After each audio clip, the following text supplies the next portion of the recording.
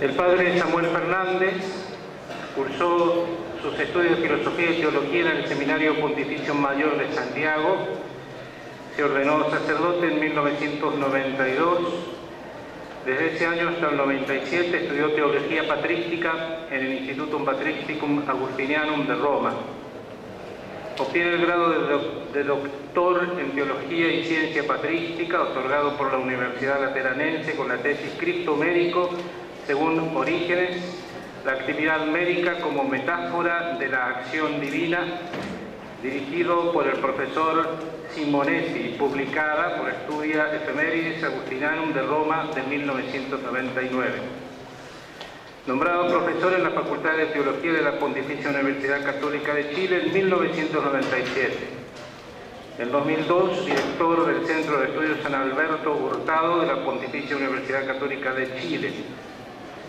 En el 2004, nombrado decano de la Facultad de Teología por el periodo 2004-2010. En el 2007, nombrado socio correspondiente de la Pontificia Academia de Teología de la Santa Sede. Y en el 2008, nombrado profesor titular de la Facultad de Teología de la Pontificia Universidad Católica de Chile. Escucharemos al padre Samuel Fernández sobre la identidad del Hijo en relación al Padre según Orígenes. Muchas gracias. Muy bien. Muchísimas gracias y comienzo también con un agradecimiento particularmente a Patricia Sinner, que hace ya tanto tiempo, ¿no es cierto?, entre los mails y todo, nos damos cuenta cuánto trabajo ha tenido. También al padre Ángel Hernández, que han podido organizar este magnífico encuentro en torno a los padres de la Iglesia. El título de la presentación es la identidad del Hijo en su relación al Padre, según Orígenes. Normalmente asociamos la identidad a lo que pertenece a un individuo en sí mismo, pero la revelación cristiana, particularmente la revelación trinitaria, aporta una novedad significativa a este respecto. Una novedad en la comprensión del significado de la identidad. Esta novedad, antes de ser sistematizada por Agustín, ya fue desarrollada por Orígenes, que en su elaboración de la teología de la eterna generación del Logos aporta significativos elementos. El carácter correlativo y eterno y coeterno del Padre y del Hijo.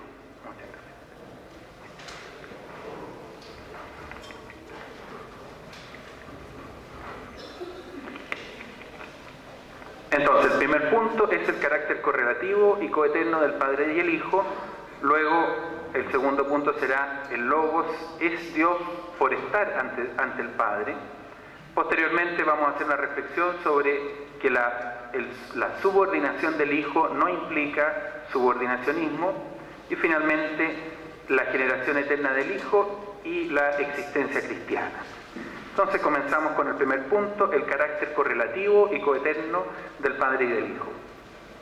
Uno de los aportes significativos al desarrollo de la teología trinitaria por parte de Orígenes es la afirmación de la plena coeternidad del Hijo y el Padre. La tradición anterior, es decir, Ignacio, los valentinianos, los apologistas, Hipólito, el pseudo-Hipólito, el tertuliano, para conciliar la unidad de Dios con la alteridad del Hijo, habían propuesto un momento inicial, al menos lógico, de sola unidad, que en función de la creación y la salvación se desarrollaba en multiplicidad. Los apologistas, Hipólito, el pseudo-Hipólito y el tertuliano, habían desarrollado la teología de la generación del Logos en polémica contra los monarquianos, los cuales, para mantener el monoteísmo, sacrificaban la real distinción entre el Hijo y el Padre. Orígenes enfrentó el mismo problema monarquiano que sus predecesores, y en el debate con Heráclides planteó la cuestión de manera magistral. Dice, se debe mostrar de acuerdo a qué, catatín, el Padre y el Hijo son dos, y de acuerdo a qué los dos son un solo Dios. La respuesta del alejandrino arranca del carácter correlativo de los términos Padre e Hijo. Afirma, las palabras establecen originariamente que el Hijo es otro respecto del Padre, y que necesariamente el Hijo es hijo de un Padre y el Padre es padre de un Hijo. Y en el mismo debate acusa a los monarquianos con las siguientes palabras: anulan al Hijo, que proviene del Padre, y por fuerza anulan también al Padre, pues como señala Antonio Orbe, ipso facto, quitándole al Hijo, le quitan a Dios el ser Padre. El hecho de que la paternidad y la filiación sean correlativas implica que el Padre y el Hijo son simultáneos y recíprocamente necesarios, pues no puede haber un Padre si no hay un Hijo. Así, Orígenes llega a afirmar, en discontinuidad con la tradición anterior, la estricta eternidad del Hijo. Leemos el texto A. Por eso nosotros hemos reconocido que siempre Dios es Padre de su Hijo unigénito, nacido de Él, y que toma de Él aquello que es, pero sin ningún inicio, no solo aquel que se puede distinguir por algunas discontinuidades en los tiempos, ni tampoco aquel que la solamente ante sí misma suele intuir y contemplar, por así decirlo, por medio del intelecto y del alma desnudos. Luego, se debe creer que la sabiduría es generada fuera de todo inicio, que se pueda decir o pensar. De este modo, el carácter correlativo del Hijo y el Padre asegura que Dios no comenzó a ser Padre, pues el Hijo le es coeterno. La generación, entonces, no puede comprenderse como temporal, con sucesiones cronológicas. Por ello, Orígenes destaca la inadecuación de los términos temporales aplicados a la teología trinitaria. Leemos el texto B. Cuando decimos siempre, era, o tomamos otra palabra de significado temporal, se debe aceptar con sencillez y condescendencia, porque los significados de aquellas palabras son temporales. Sin embargo, aquello de lo que hablamos en la disertación es descrito temporalmente por las palabras, pero su naturaleza excede a toda comprensión en sentido temporal. Orígenes, en este contexto, profundiza su teología de la generación del Logos por medio de metáforas. Esta generación es eterna y perpetua, dice Orígenes, como el resplandor generado de la luz. La simultaneidad de la luz y el resplandor, tal como su carácter correlativo, expresa la coeternidad del Hijo y el Padre y su mutua referencialidad. Por otra parte, el resplandor no puede ser separado de la luz, ni adquiere independencia de la luz.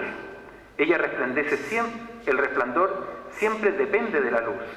Asimismo, el Hijo constantemente está siendo engendrado por el Padre. El Hijo toma del Padre aquello que es. Según Orígenes, esta simultaneidad del Padre y del Hijo no implica dos dioses, porque la única fuente de la divinidad es el Padre. Si esto se entiende bien, dice Orígenes, declara de modo evidente que la subsistencia del Hijo deriva del mismo Padre, pero no de modo temporal ni a partir de algún inicio, sino, como dijimos, a partir de Dios mismo. Orígenes entonces ni renuncia a la eternidad del Hijo y del Espíritu Santo, ni tampoco a una determinada prioridad del Padre. Esta prioridad debe ser comprendida de manera lógica y no cronológica.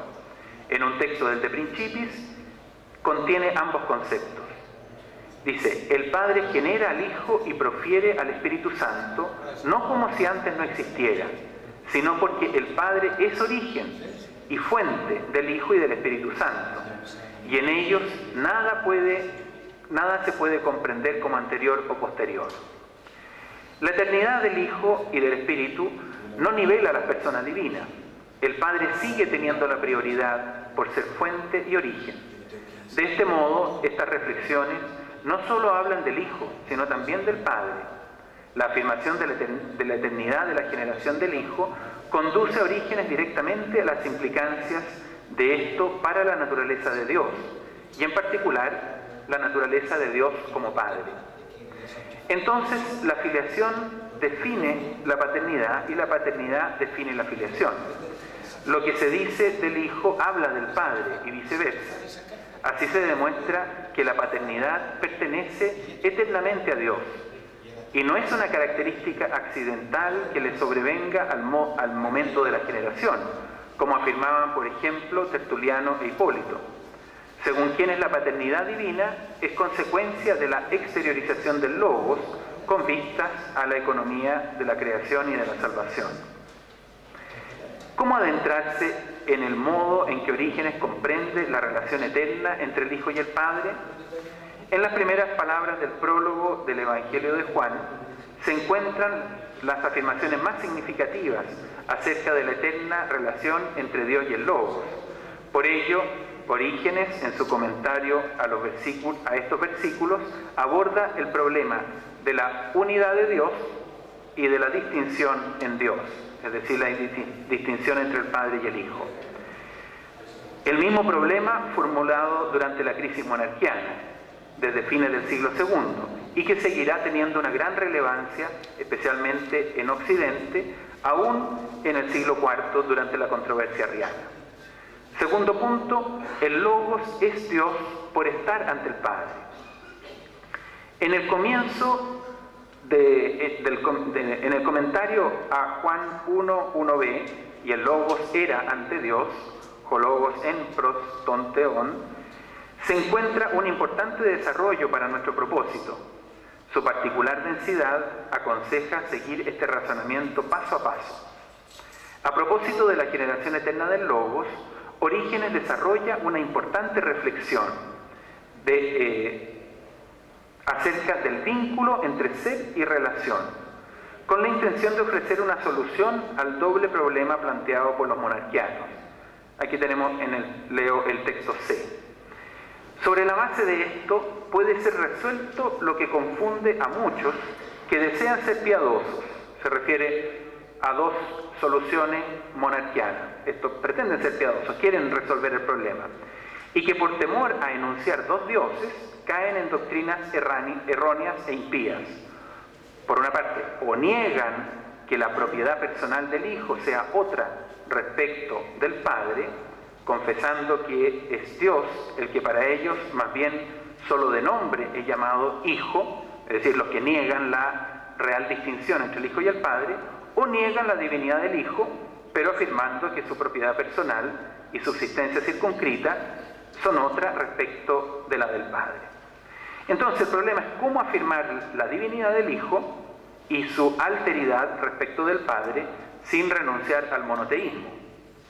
La pregunta tiende a proponer una disyuntiva entre la alteridad del Hijo respecto del Padre y su divinidad. Mientras los monarquianos modalistas renunciaban a la distinción entre el Padre y el Hijo, identificándolos, los adopcionistas sacrificaban la divinidad del Hijo, declarándolo solo hombre. Solo así creían poder mantener el monoteísmo. Pero Orígenes busca una solución que no renuncie a ninguno de estos dos datos que forman parte de la regla de fe. Tanto la divinidad del Hijo como su alteridad respecto del Padre son datos que provienen de la regla de fe. Se trata del problema capital de la teología trinitaria del período patrístico. Para intentar una respuesta, el doctor Alejandrino estudia en detalle el texto de Juan y observa que en la Biblia se dice que la palabra vino ante los profetas, mientras que en el prólogo de Juan se dice que la palabra era ante Dios. Leo el texto de: el Logos viene ante los hombres, se hace presente ante los hombres, que primero no eran capaces de acoger la presencia del Hijo de Dios en cuanto Logos. Pero el Logos no viene ante Dios, como si anteriormente no estuviese ante Él, sino que por estar siempre con el Padre, se dice, y el Logos era ante Dios, y no vino ante Dios. La diferencia entre el verbo ser y el verbo llegar a ser, llegar a estar, o devenir, es muy valorada por Orígenes, porque en ella ve la neta diferencia entre el modo de estar ante Dios del Hijo de Dios y de las criaturas racionales. Puesto que estas naturalezas racionales, dice Orígenes, que dijimos que fueron hechas al inicio, fueron hechas en circunstancias que no eran. Por lo mismo, porque no eran y comenzaron a ser, por necesidad se presentan cambiantes y mutables. En la Trinidad todo es estable, eterno y sustancial, porque en la Trinidad todo es. mientras que en las criaturas todo deviene, por el mismo hecho de que no eran y llegaron a ser, pues lo que se recibe se puede perder, dice Orígenes. De esta manera, Orígenes destaca la eternidad y la estabilidad de la relación del Hijo ante el Padre, en contraste con la temporalidad e inestabilidad de las criaturas.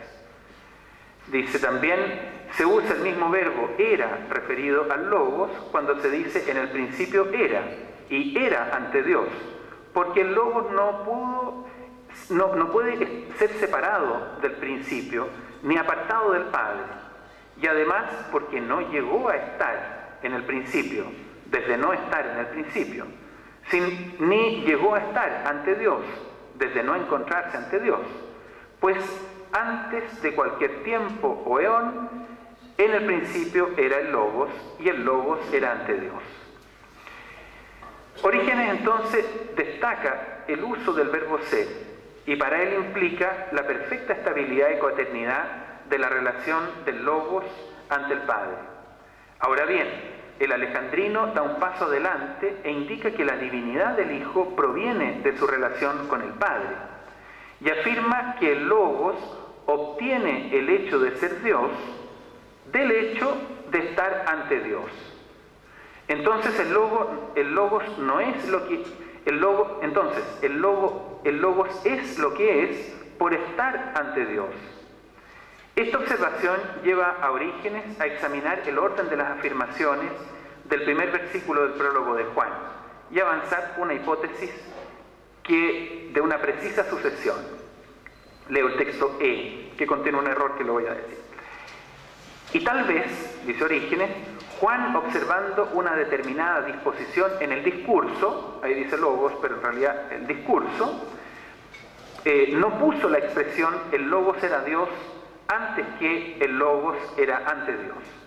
En efecto, la primera proposición es en el principio era el Logos, y la segunda y el Logos era ante Dios, y a continuación y el Logos era Dios. Por esto se dice que el Logos era ante Dios y después el Logos era Dios, para que pueda ser comprendido que el Logos se vuelve Dios a partir del hecho de ser ante Dios. Precisamente porque está ante Dios, el Logos es Dios. Esta reflexión, naturalmente, no pretende describir un proceso cronológico, sino lógico, en la que la relación que el Logos tiene con Dios fundamenta su ser. En cierto sentido, parece que se puede decir que la relación precede al ser. Y en todo caso, el lenguaje humano, necesario para la teología, se vuelve y se revela insuficiente, en particular en lo que se refiere al tiempo. Y Orígenes, en su intento de expresar de algún modo que el Logos recibe del único Dios la única divinidad, termina por utilizar el verbo gignomai, llegar a ser, para referirse a la divinidad del Hijo, cosa que había intentado evitar. En esta relación entre Dios Padre, fuente constante y perpetua de la divinidad, y Dios Hijo, receptor eterno, permanente y estable de la divinidad, el maestro de Alejandría encuentra la base de su teología trinitaria, que permite tanto afirmar la efectiva unidad de Dios, porque es una sola la divinidad, como la distinción real en Dios entre el Padre y el Hijo. Después de este hondo desarrollo, Orígenes, como respuesta a las objeciones de los monarquianos, aclara su modo de comprender la relación entre unidad en Dios, es decir, el monoteísmo, y la pluralidad en Dios, es decir, la distinción real entre el Padre y el Hijo. Es el texto F.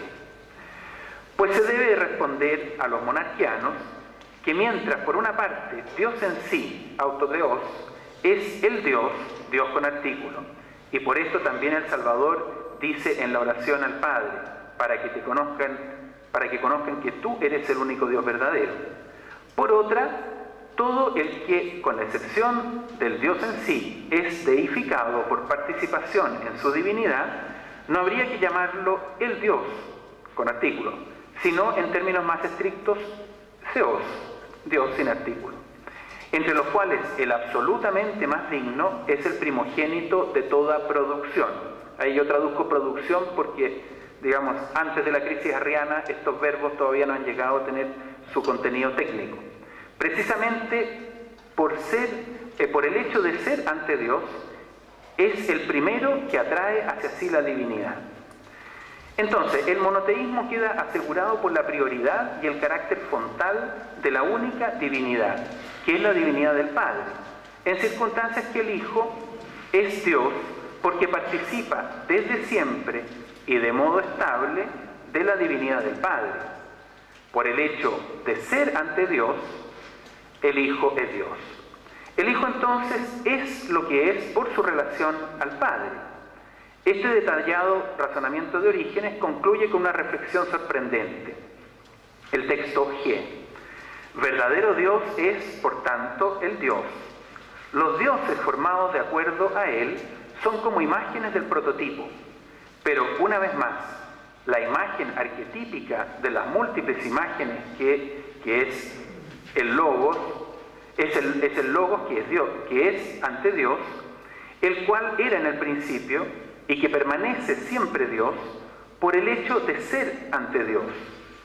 Pero no seguiría, aquí es la hipótesis, ¿no es cierto?, sorprendente, pero no seguiría igual si no fuese ante Dios, y no permanecería Dios si no perseverase en la contemplación perenne de la profundidad del Padre. El Padre es el único Dios verdadero, y el Hijo es Dios porque desde siempre, de modo estable, recibe la divinidad del Padre, y es imagen de Dios invisible. Los demás dioses, es decir, los seres racionales que llegan a participar de la naturaleza divina, de acuerdo a la carta de San Pedro, poseen la divinidad como un don accidentalmente adquirido. Al concluir su razonamiento, el doctor alejandrino lleva su hipótesis hasta las últimas consecuencias. Hablando a modo de ejercicio, hos en gimnasia legómena, según la expresión de Atanasio, Orígenes presenta una arriesgada hipótesis cuando afirma: si el Hijo dejara de contemplar al Padre, dejaría de ser Dios. Naturalmente, en palabras de Henri Croussel, se trata de una suposición imposible, pero que nuevamente indica que el ser, la identidad y la divinidad del Hijo residen total y permanentemente en su referencia al Padre. De este modo, tanto el unigénito como las criaturas racionales reciben del Padre la única divinidad. El Hijo y los racionales comparten el hecho de ser receptores del ser y receptores de la divinidad del único Dios, que es el Padre. Pero mientras las criaturas racionales participan de la divinidad de modo accidental, y por lo tanto la pueden perder, el Hijo participa de la divinidad del Padre de modo sustancial, eterno y estable. El unigénito, que es imagen de Dios, depende totalmente del Dios verdadero y recibe la única divinidad del Padre. Por eso el Hijo no compite con el Padre, y por eso el Hijo puede decir: el Padre es mayor que yo, sin que esa afirmación arriesgue la identidad o la divinidad del unigénito. Lo propio del Hijo es ser imagen del Padre, lo que implica que su relación con el Padre es lo que le otorga la identidad. Esta comunicación del ser y de la divinidad naturalmente no sucede en el tiempo, sino que se da siempre y permanentemente. La teología de la generación continua y eterna. Entonces la alteridad en Dios, es decir, la real distinción entre el Padre y el Hijo, es también desde siempre y no es susceptible de variaciones o de inicio. 3. La subordinación del Hijo al Padre implica un subordinacionismo heterodoxo nos referimos, pero expresar la relación entre el Padre y el Hijo en estos términos podría parecer como un subordinacionismo heterodoxo, pero esta subordinación corresponde al orden eterno de la Trinidad y no implica que el Hijo sea criatura. El subordinacionismo heterodoxo es considerar que el Hijo es criatura. De hecho, a Orígenes muy tempranamente se le acusó de esto, y San Pánfilo lo defendió, ¿no es cierto?, en su apología, negando que Orígenes fuera subordinacionista. Entonces, no implica que el Hijo sea criatura, pues en el pensamiento de Orígenes está bien establecida la distinción radical de matriz bíblica entre Dios y las criaturas. Son muchos los textos del De Principis que establecen una distinción neta entre Dios, el Padre, el Hijo y el Espíritu Santo, y las criaturas. Este tipo de textos comportan lo que podríamos llamar un esquema horizontal, ¿no es cierto? Si nos imaginamos una línea horizontal, está Dios, que es Padre, Hijo y Espíritu Santo, y las criaturas, ¿no es cierto? Ahí hay una radical, un hiato, porque establece una nítida distinción horizontal entre las criaturas y Dios, que es Padre, Hijo y Espíritu Santo. Así, por ejemplo, son textos del De Principis: la bondad solo reside de manera sustancial en Dios, en su Cristo y en el Espíritu Santo, dice Origen. Las criaturas la poseen como accidente y la pueden perder. A nadie le pertenece ser inmaculado de modo sustancial fuera del Padre, del Hijo y del Espíritu Santo, sino que en toda criatura la santidad es algo accidental. Poder existir sin sustancia material es prerrogativa exclusiva del Padre, del Hijo y del Espíritu Santo. Solo la naturaleza de Dios, la de Cristo y la del Espíritu Santo, es incapaz de acoger el mal. Solo la naturaleza del Padre, del Hijo y del Espíritu Santo pueden vivir sin cuerpo. Ni el Padre, ni el Hijo, ni el Espíritu Santo, ni al Padre, ni al Hijo, ni al Espíritu Santo les corresponde ver y ser vistos. En cambio, las criaturas sí. Solo el Padre, con el Hijo y el Espíritu Santo, conoce los méritos de cada uno. Solo la Trinidad supera todo significado de comprensión, no solo temporal, sino también eterna. Es decir, hay un bloque enorme de textos que muestran una distinción neta entre el Padre, el Hijo y el Espíritu Santo y las criaturas. Además, a eso lo llamamos el esquema horizontal. Además, junto con las afirmaciones que ponen en un mismo plano al Padre, al Hijo y al Espíritu Santo, diferenciado de las criaturas, el esquema horizontal, se encuentran otras en el mismo De Principis que presentan al Hijo como subordinado y en dependencia respecto del Padre. A eso lo llamamos esquema vertical. Por ejemplo, el Hijo nació del Padre como la propia voluntad que procede de la mente. El Hijo es espejo inmaculado de la actividad del Padre y no hace nada por sí mismo. El Hijo es emanación purísima de la gloria del Padre. El Hijo unigénito procede de Dios como el resplandor que procede de la luz.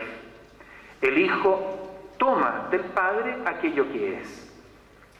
Entonces tenemos este esquema vertical, horizontal, y tenemos un esquema vertical que ordena poner al Padre arriba, al Hijo abajo. Finalmente, en el mismo tratado, el De Principis, otros textos presentan al Hijo y al Espíritu en un mismo nivel por debajo del Padre, lo que se ha llamado también el esquema triangular. El Padre es origen y fuente del Hijo y del Espíritu Santo. Tal como el Hijo es el único que conoce al Padre y lo revela a quien quiere, así también el Espíritu Santo es el único que escruta las profundidades de Dios y lo revela a quien quiere. El Padre, única fuente de la divinidad, sostiene con su Logos y santifica con su Espíritu. Los dos serafines de Isaías 61 deben ser comprendidos según Orígenes, de acuerdo a lo que le enseñó un maestro hebreo en referencia al Hijo y al Espíritu Santo. Entonces, esta combinación de estos tres esquemas, el horizontal, el vertical, ¿no es cierto?, y el triangular, que posiblemente provienen de ambientes culturales distintos, no se debe ver como una yuxtaposición teológica, ni menos una contradicción, sino como un esquema complejo que permite articular la riqueza de la teología trinitaria, que afirma tanto la radical diferencia entre el Creador y las criaturas, como la real distinción y jerarquía entre el Padre, el Hijo y el Espíritu Santo. Una vez asegurada por el esquema horizontal la radical diferencia entre el Creador y las criaturas, que no admite un tertium quid, el esquema vertical permite reconocer sin riesgos una taxis, un orden, es decir, una articulación, una jerarquía entre las personas divinas. En este sentido se puede decir que el Hijo es menor que el Padre, que el Hijo depende del Padre, que el Hijo lo recibe todo del Padre, sin que esto implique una negación de su eterna y real divinidad. De hecho, Orígenes no tiene problema en afirmar que el Hijo es menor que el Padre. Para el Hijo, ser menor no es un defecto, sino su condición. El esquema triangular asegura la integración orgánica del Espíritu Santo en la Trinidad, que en el siglo III proviene mucho más de la Lex Orandi que de la reflexión teológica. El último punto, ¿no es cierto?, el punto 4, la generación eterna del Hijo y la existencia cristiana. Estas reflexiones tienen una honda relevancia para comprender la vida cristiana y más ampliamente la vida humana, pues Orígenes ve un paralelismo entre la generación eterna del Hijo y la generación temporal del cristiano. Así lo destaca en una homilía sobre el profeta Jeremías, es el texto H. El Padre no engendró al Hijo para soltarlo de su generación, sino que lo engendra sin cesar. Mostraré que lo mismo vale para el justo. Veamos lo que es nuestro Salvador, el resplandor de gloria. El resplandor de la gloria no ha sido engendrado de una vez para no ser más engendrado, sino que al igual que la luz es productora del resplandor, así también es engendrado el resplandor de la gloria. El Padre genera al Hijo de modo sustancial y constante, tal como el resplandor es generado por la luz.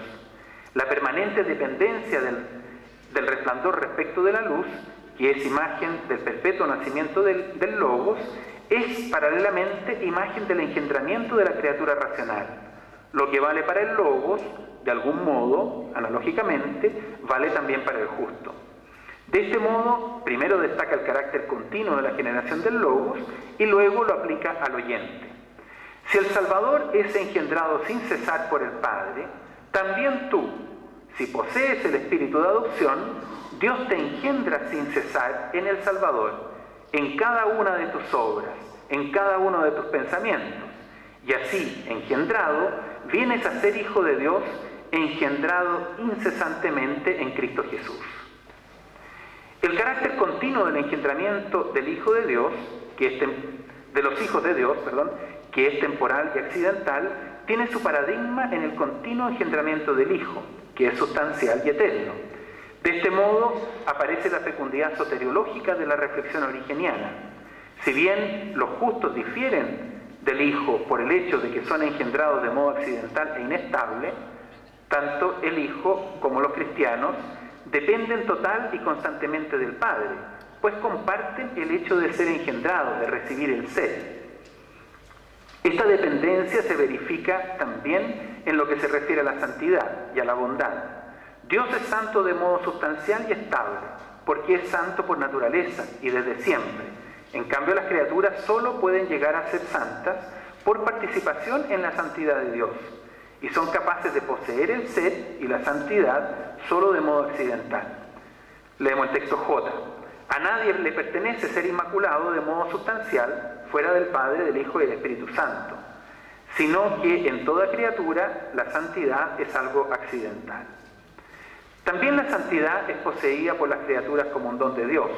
La vinculación origeniana entre ser y santidad es desarrollada en un fragmento que comenta una lectura defectuosa del texto paulino de Efesios 1:1, que lee del siguiente modo: Pablo, apóstol de Jesucristo, por voluntad de Dios, a los santos que son. Ahí le falta que están en Éfeso, como sale el texto, pero se ve que hay una tradición manuscrita donde no está Éfeso, y digamos en los mismos Nuevos Testamentos aparece la variante. A los santos que son y a los fieles en Cristo Jesús. A propósito de la expresión, los santos que son, Orígenes se pregunta si acaso no serán inútiles las palabras, los que son. Y luego busca, a partir de Éxodo 3:14, el sentido del texto aparentemente superfluo, es el texto K. Considera pues, si tal como dice el nombre de aquel que es en el Éxodo, se define ante Moisés, el que es, así también los que participan de el que es se vuelven seres, en cuanto, por así decirlo, llamados del no ser al ser. En efecto, Dios ha escogido lo que no es, dice el mismo San Pablo, para reducir a la nada lo que es. Alguno podrá preguntarse en qué sentido reduce a la nada lo que es, y escuchamos que se agrega para que ninguna carne se gloríe en la presencia de Dios. En efecto, aquí vamos a ver el paralelismo entre el Hijo y los santos. En efecto, si uno participando del ser se olvida de la participación, atribuyéndose a sí mismo la causa del ser, y no da enteramente gracias al que, a partir del no ser, le ha llamado a ser su imagen y semejanza, entonces se reduce a la nada. Entonces ser y santidad en cierto sentido se identifican, y en las criaturas ser y santidad comparten el mismo carácter inestable y recibido. De este modo las criaturas racionales son lo que son por su relación al que es, así como el Hijo es lo que es ante el Padre, pero de modo estable y sustancial. Negar la relación con Dios significa para Orígenes volver a la nada, pues las criaturas racionales, por ser creadas, poseen el ser como un beneficio del Creador. Leemos el texto L. Toda aquella virtud estaba en la sustancia de los racionales, no estaba por naturaleza, sino producida por beneficio del Creador. Luego, el hecho de ser no les pertenece como propio y eterno, sino como don de Dios, pues no existe desde siempre, y todo lo que ha sido dado también se puede quitar o perder. Las criaturas no son autónomas, sino que poseen el ser como un don de Dios. Todas las cosas que participan de aquel que verdaderamente es decir, del que dijo por Moisés, yo soy el que soy, llegan a la existencia. Lo mismo se verifica también respecto de la bondad, pues las criaturas racionales la poseen como accidente y la pueden perder, y permanecen en la bienaventuranza cuando participan de la santidad, de la sabiduría y de la misma divinidad. Esta concepción de ser como participación del ser de Dios es desarrollada a propósito de Romanos 4:17. Solo Dios es el que dice yo soy el que soy, y es única la sustancia de Dios, que siempre es. Si algún hombre se une a ella, se vuelve uno con Dios en el Espíritu, y a causa de aquel que siempre es, también se dice que el hombre es. Pero el que se aleja de Dios y no participa de Él, se dice que no es. La existencia de la criatura depende de su participación, es decir, de su relación con Dios. No se trata de una cuestión cuantitativa del ser, sino más bien cualitativa, pues Orígenes identifica el paso del no ser al ser con el hecho de conocer a Dios. El que no era fue llamado al ser cuando, siendo pagano, llegó a conocer la verdad divina. La misma insistencia se encuentra en una homilía sobre los Salmos, es el último texto. El que no participa de aquel que siempre es decir, de aquel que dijo yo soy el que soy, este se dice que no es. Por ello se considera que los pecadores no son. Nuevamente, ser y relación están estrechamente vinculados. El ser del cristiano depende de su relación con Dios. La identidad del cristiano depende de su relación con Dios. El ser hijo, el ser bueno, el ser santo, no son prerrogativas autónomas de las criaturas racionales, sino que beneficios que dependen de la constante y continua gracia de Dios. Por ello, para los racionales, la relación con Dios no es una cuestión accidental. El hecho de ser racional implica una relación con Dios. Conclusión. La estricta coeternidad del Padre y el Hijo y el carácter correlativo de la paternidad y de la filiación implican que el Hijo y el Padre solo son concebibles en mutua relación y hacen tan impensable un ser anterior a la relación como una relación anterior al ser. El Padre y el Hijo están eterna y constantemente en mutua referencia. Entonces, de acuerdo a la teología de Orígenes, ser y relación son originarios y simultáneos. El Hijo es lo que es por su relación al Padre. De esta relación recibe su ser y su divinidad. El Hijo entonces depende totalmente del Padre, sin que esto implique un subordinacionismo heterodoxo, porque el Hijo posee el ser y la divinidad de modo sustancial, como don. Y para el Hijo recibir el ser y la divinidad no es un defecto, sino su propia condición. El Hijo entonces no compite con el Padre en ser fuente de la divinidad. Por ello, Orígenes puede aplicar al Hijo eterno, no solamente al Hijo encarnado, al Hijo eterno, la frase, el Padre es mayor que yo. Pues para el Hijo, ser menor no es un defecto. De este modo, para afirmar la igualdad de las personas divinas, no es necesario nivelarlas, perder la riqueza de la teología trinitaria, ni negar que hay un orden entre ellas.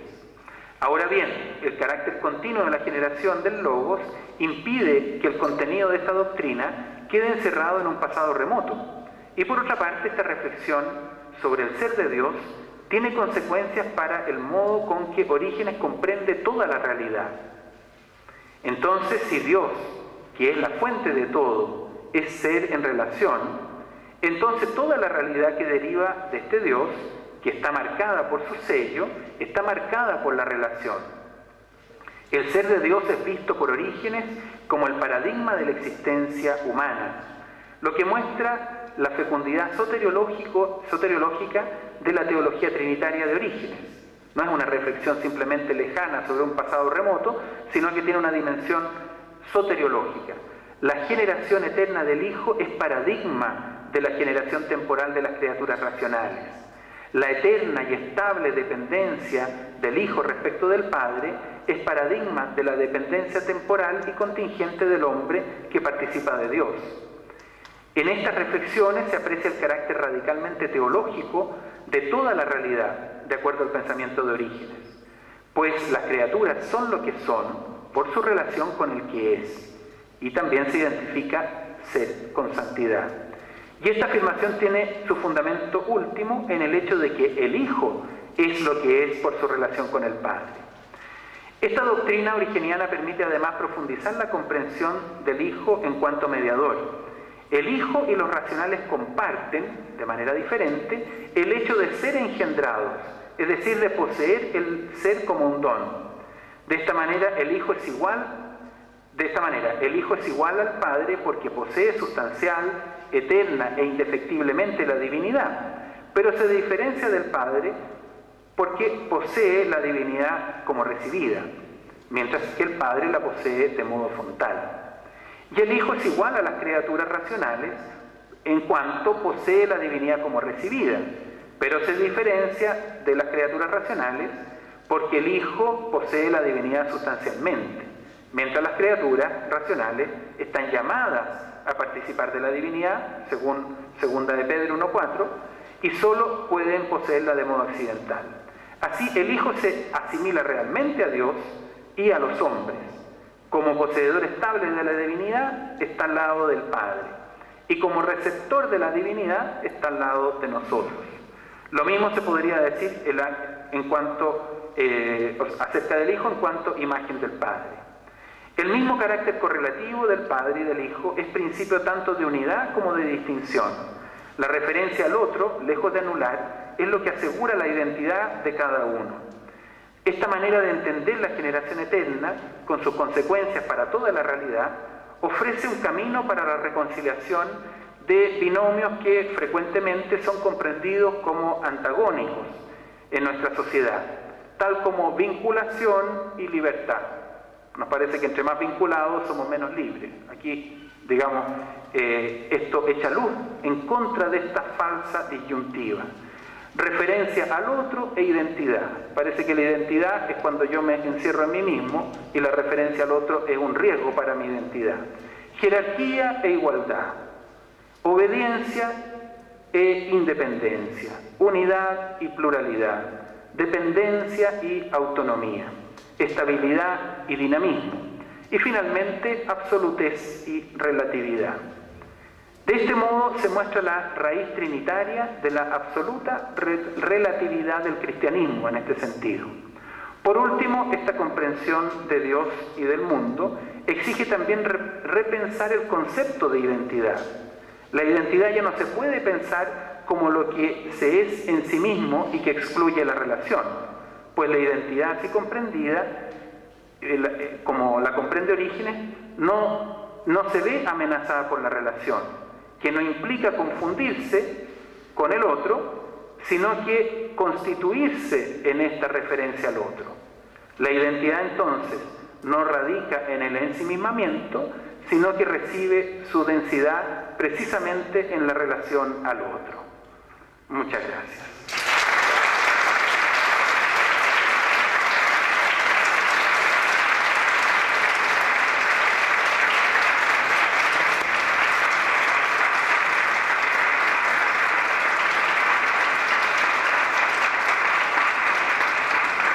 Muchas gracias, Padre Samuel, por esta excelente conferencia. Bueno, hay un momento ahora para el diálogo y las preguntas, que como decíamos ayer también son breves y breves sus introducciones. Querido Padre, me ha encantado su charla y le quería preguntar, me parece que fue un lapsus linguae cuando usted por un momento dijo que debido a que la identidad de las criaturas depende de su relación con Dios, por eso en ellas la relación con Dios no es accidental. En realidad, al mismo tiempo usted dijo que poseer la santidad la poseemos de modo accidental. En realidad, ahí fue un lapsus linguae porque la relación de las criaturas con Dios es accidental. La relación es sustancial solo cuando es divina. Por supuesto. Porque no hay accidentes en Dios. ¿No es sí, cierto? Debe haber sido un lapsus porque... Claro. Lo que yo creo que es interesante aquí es comprender que el carácter de mediador del Hijo no es una cosa que solamente se reduzca a la encarnación, sino que el Hijo tiene por así decir, en su identidad tiene la condición de la mediación precisamente porque comparte con Dios la única divinidad de modo estable, sustancial y eterno, y a la vez posee el ser y la divinidad como don, y en ese sentido está de nuestra parte. Ahora, es un tema interesantísimo ese, pero hay una vieja frase de la catequesis de la Iglesia que dice el Padre engendra eternamente al Hijo y el Hijo es eternamente engendrado por el Padre. Claro. ¿No? Y en donde está dicho todo. Y yo creo que es interesante lo que usted dijo al final, la absoluta relatividad del cristianismo, pero en relación a ese misterio de la relación, claro, que en nosotros es desgraciadamente accidental, pero no hay vuelta que darle, somos criaturas. Es solamente en Dios es sustancial. Y claro, fíjese que el misterio de la relación es inseparable del misterio del amor. Porque por supuesto.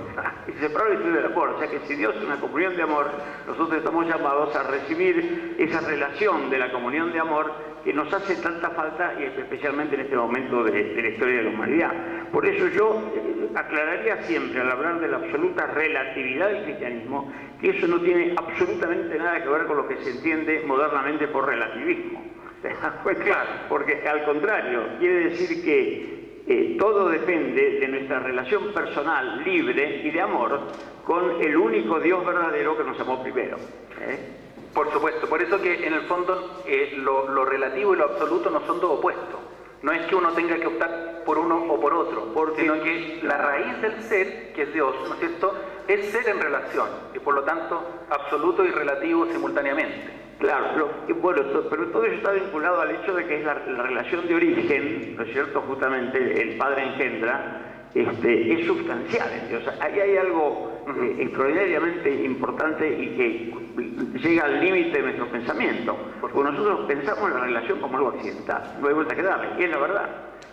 Pero también es la desgracia de nuestra vida, ¿no es cierto? Tendremos la relación digamos, cuasi sustancial en la gloria, ¿no es cierto? Habrá algo ahí que será permanente por la unión total con Dios, ¿no?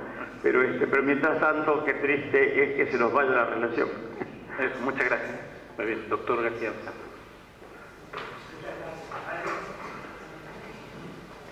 Muchas gracias, Padre Samuel.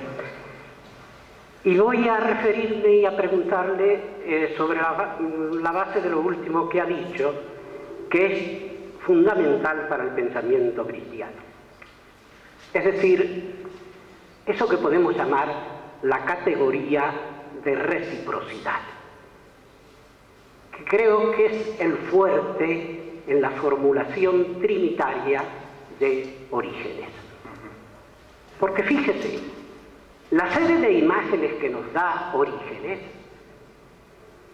en realidad están subordinadas a la formulación firme de Padre, Hijo, digamos, Espíritu Santo también. Pero es que en el concepto de Padre está incluido el concepto de paternidad en sí misma. Y en el de Hijo, el de filiedad en sí misma. El neologismo en realidad lo utilizó Basílides, la huiotes. aquí es donde se da la necesaria correlatividad. No hay paternidad sin filiedad, ni filiedad sin paternidad. Esa categoría, con la inserción del lazo que une, que es el Espíritu Santo, es fundamental para el pensamiento cristiano. Por eso le decía que la serie de imágenes plásticas tomadas la mayor parte del platonismo por Orígenes son subsidiarias en el fondo del sentido teológico filosófico cristiano, la originalidad del Padre, del Hijo y del Espíritu Santo. Ahí está realmente la doctrina. Y le quería hacer una pequeña observación. ¿Cómo están por debajo, como los primeros que han pensado a fondo, cómo están los gnósticos por debajo? Fíjese que esa expresión que usted ha ido dilucidando muy bien, de el Hijo ante el Padre, el tema del pros autón. ¿Saben qué texto está dicho con toda claridad y con una terminología extrañísima? En Eunosto el Bienaventurado. Ahí aparece el Hijo, todo el pleroma, como antopos del Padre, el que se mira de frente, y los antipoi son los diferentes eones. Es que de estas cosas se ve que Orígenes sabía mucho. ¿Qué le parece? Sí, dos comentarios. Uno, en las metáforas que Orígenes utiliza de la eterna generación, precisamente la metáfora fundamental, naturalmente, que es la del Padre y el Hijo, pero a él no le gusta mucho por el carácter materialista que podía entenderse, ¿no es cierto? Y por lo tanto recurre luz, resplandor, sicutamente voluntas, etcétera, etcétera, ese tipo de metáforas que buscan el carácter totalmente espiritual y simultáneo, coeterno. Y ahí yo creo que está el punto en que ciertamente que la reflexión sobre el Hijo frente al Padre es anterior a Orígenes y está, como usted dice, ¿no es cierto?, en los gnósticos. Ahora, según, digamos, el Padre Orbe, el primero en afirmar la estricta coeternidad es Orígenes.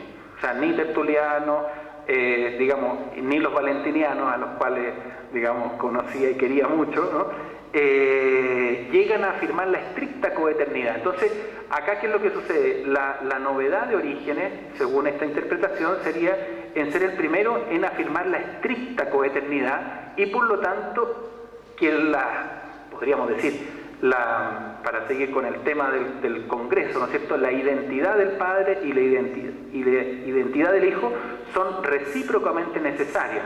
Lo que fue después en el siglo IV uno de los argumentos en la crisis arriana era si el Hijo es menor, si el Hijo es, digamos, es posterior al Padre, entonces la paternidad a Dios no le pertenece desde siempre y la paternidad sería accidental, cosa que era una reducción al absurdo. Entonces acá yo creo que hay una fecundidad muy grande que lo vamos a tener naturalmente, el inicio de toda esta reflexión lo vamos a tener en los gnósticos, los apologistas, Tertuliano. Yo creo que Orígenes efectivamente da ese paso. Dionisio de Alejandría tiene, en el fragmento 7 creo que tiene una reflexión muy interesante, digamos, en esta misma línea. Bueno, y posteriormente vamos a tener la gran reflexión de Agustín, en que ahí va a decir, bueno, yo aquí me encuentro con algo que es eterno, pero que no puede ser substancial, porque la sustancia se dice de sí misma y por lo tanto lo relativo. Y yo creo que ahí hay una novedad del cristianismo y una novedad de la teología trinitaria que muchas veces se nos pierde. Voy a avanzar la hipótesis de por qué se nos pierde, ¿no es cierto? Esto ya estamos en... Yo suelo decir una cosa que a los alumnos les hace un poco de gracia. Dice que el ADN de la teología está en la escritura, pero la patrología es el psicoanálisis de la teología, ¿no es cierto? Entonces, entre la reflexión de Orígenes y nosotros hubo un trauma, que fue la crisis arriana. Entonces, ¿qué es lo que pasó con ese trauma? Por causa de que Arrio dijo que el Hijo era criatura, se produjo una reacción tan fuerte que todo lo que sea igualdad entre el Padre y el Hijo es muy bienvenido. Y todo lo que sea distinción o jerarquía, hay que hacer muchas distinciones y uno entra como en un campo minado. Entonces, ¿cuál ha sido el resultado de ese trauma? Si no nos liberamos de ese trauma, ¿qué es lo que nos pasa? Tendemos a nivelar las personas de la Trinidad y perder la riqueza de la teología trinitaria en la vida cristiana. Y eso yo creo que, digamos, un buen estudio de orígenes de la crisis arriana, destapar, ¿no es cierto?, este trauma, poder mirarlo de frente y reconciliarnos, ¿no es cierto?, con la distinción y con que el Padre es mayor que el Hijo, yo creo que es un camino para poder encontrar la riqueza de la teología trinitaria, no en los manuales o en las sumas, sino que en la misma vida cristiana, porque eso es la novedad fundamental de nuestra fe. Padre Edgardo, la última intervención. Muchas gracias. Bien, excelente la selección de los textos y sobre todo porque permite ver una relación. No intento polemizar con nada, pero me parece que detrás de toda esta cuestión de la permanencia, la presencia, están las Eneas de Plotino y el trasfondo platónico que tienen. Entonces, en el texto G aparece claramente que la permanencia en Dios está en la contemplación, y se acuerdan que Plotino dice que eso es lo que hace que la segunda hipóstasis permanezca en la primera y permanezca dentro de la primera, y el texto H habla de ese resplandor de la gloria que no es otra cosa que el efecto de la contemplación. El texto K aparece la participación, la métexis, como consecuencia de la contemplación, etcétera. Me parece que sería muy bueno si pudieras decir algo acerca de esa relación entre contemplación, permanencia en Dios y participación.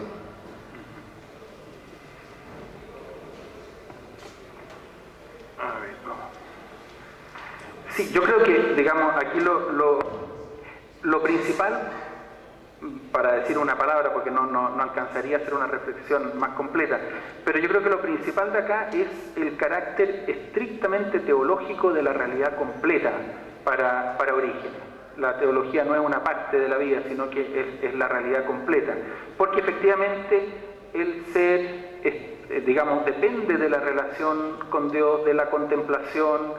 Por lo tanto, aquí, digamos, para Orígenes, una idea de dos fines del hombre, uno natural y otro sobrenatural. Aquí nosotros estamos, verdaderamente el hombre tiene un único fin, que es Dios, la participación, la contemplación, y su ser adquiere sentido en esta función. Entonces yo creo que, sobre todo, yo creo que habría que destacar el carácter estrictamente teológico de la realidad completa, de acuerdo a la visión de Orígenes. Muy bien, nuevamente muchas gracias, Padre Samuel.